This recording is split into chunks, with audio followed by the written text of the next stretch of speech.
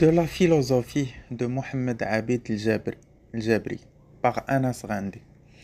Le penseur al-Jabri 1935-2010 est parmi les philosophes qui ont beaucoup réfléchi sur la crise de la stagnation rationnelle de la société arabe et a formulé un projet intellectuel éminent intitulé La critique de la raison arabe. Beaucoup d'encre s'est fait couler sur cette analyse de la part d'innombrables doctes. Il a adhéré au groupe de la résistance contre le colonialisme français du Maroc au début des années 50 et après l'indépendance, on l'a arrêté en 1963 avec certains dirigeants du parti de l'Union nationale des forces populaires, UNFP. Sa deuxième arrestation a été en 1965 avec quelques personnels de l'éducation à cause d'une grève des enseignants qu'a connue le Maroc en cette période. El-Jabri a été pendant une longue durée un brillant dirigeant au sein du parti de l'UNFP, l'Union nationale des forces populaires. Après, il a présenté sa démission de ses responsabilités au parti en avril 1981 pour rejoindre le monde de la production intellectuelle. Il a eu de plus des participations médiatiques, notamment aux journaux, l'Opinion et l'Éditeur, ainsi que les revues Aqlam et Palestine. Il gagna d'innombrables récompenses pour ses travaux d'écriture. Après 14 ans de la disparition d'El-Jabri, sa renommée a atteint l'Orient et l'Occident. Sa pensée est restée bénéfique pour tous. Après qu'elle a créé une discussion élargie dans le temps depuis l'inauguration de son encyclopédie critique, il a laissé derrière lui un héritage de 26 livres qui ont enrichi la bibliothèque philosophique arabe. Le philosophe marocain est connu avec des opinions et des avis qui ont attiré beaucoup de discussions et de débats politiques, vu qu'il a pratiqué l'enseignement et la diplomatie, ce qui a rendu ses propos riches et emblématiques. Le souci qui a préoccupé El-Jabri s'est fondé sur son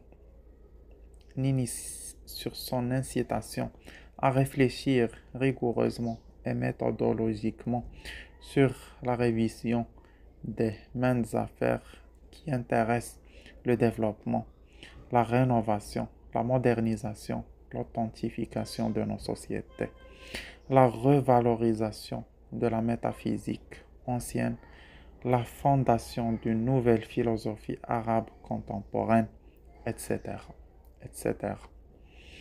En se basant sur la critique épistémologique comme méthodologie qui décompose toute complexité idéologique, que ce soit locale, provenant du patrimoine ou étrangère importée de l'Occident. Et c'est le dilemme qui a assiégé la raison arabe. Le projet intellectuel d'El-Jabri a ouvert beaucoup de perspectives devant les chercheurs, les poussant à bénéficier de ces idées afin de généraliser la conscience, de se pencher sur les mécanismes moteurs de l'histoire arabe et de percevoir l'actualité d'un angle différent. D'après El-Jabri, la raison arabe correspond à l'ensemble des principes et règles que présente la culture arabe à leurs partisans, telle une base de la connaissance imposée, c'est-à-dire d'innombrables procédures qui engendrent dans la science et l'érudition lors d'une période historique donnée. Sa structure inconsciente est dans son examen de la formation du dit esprit. Il s'est focalisé sur l'analyse structurelle dont s'appuie l'opération de l'obtention du savoir dans la culture arabe d'un point de vue global. La philosophie n'utilise pas la raison telle une mentalité comme l'utilisation des orientalistes, mais avec une formulation d'instinct qui a produit ces outils de compréhension et son interprétation des faits de changement dans son environnement civilisationnel propre. Et d'ici, la raison arabe n'est pas une disposition unique et typique, ou le contraire, mais, mais il l'a déterminée dans le cadre culturel qui a contribué dans sa formation. Et sur cette base, Al-Jabri a pratiqué sa critique armée des outils et des méthodologies modernes, ainsi qu'à la pédagogie qu'il a acquis après ses longues années d'enseignement de la philosophie. La composition structurelle de la raison relative à la civilisation qui a connu son apogée scientifique et artistique au Moyen Âge est fondée sur la démonstration, la déclaration et l'imagination, et se sont combinées entre elles au début du 5e siècle de l'Hégire, ce qui a poussé à diviser la société selon ces trois courants, avec la création d'une certaine tension entre eux. Ces considérations montrent que la raison arabe est liée à l'intellect pur, sans disposition matérielle. Alors, la connaissance pour le savoir est l'objet du cerveau à travers l'application des intellectuels démonstratifs, imaginatifs et déclaratifs tels que des producteurs de l'érudition. Contrairement à la raison politique qui se meut dans un environnement et facteur déterminé par le besoin politique et l'exploitation de la connaissance afin d'obtenir le pouvoir et le pratiquer. Quant à l'intellect moral arabe, sa formation loge dans l'héritage éthique varié culturellement, géographiquement et d'une manière civilisationnelle, pris des cultures grecques, persanes et sophistes. La pensée d'Al-Jabri a été interprétée avec une multitude de perspectives qui ont permis à l'intellectuel arabe de réorienter les réflexions vis-à-vis des problèmes du développement. C'est vrai qu'Al-Jabri a parfois mal perçu certains points, mais la plupart des fois a bien ciblé les problématiques en les décortiquant et en trouvant les résolutions et les argumentations pertinentes. Le Maroc doit être fier d'avoir eu parmi ses citoyens un philosophe avec les compétences et les aptitudes brillantes du grand Jabri.